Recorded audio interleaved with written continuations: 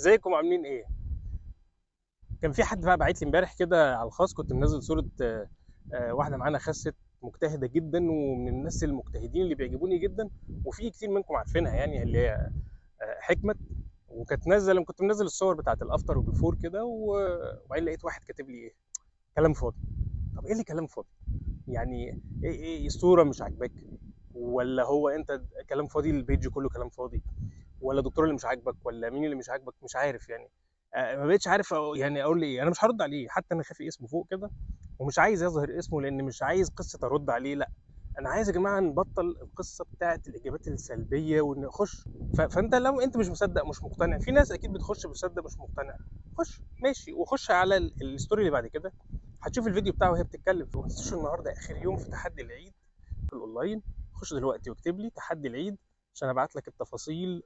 واخر يوم النهارده. كل سنه وانتم طيبين.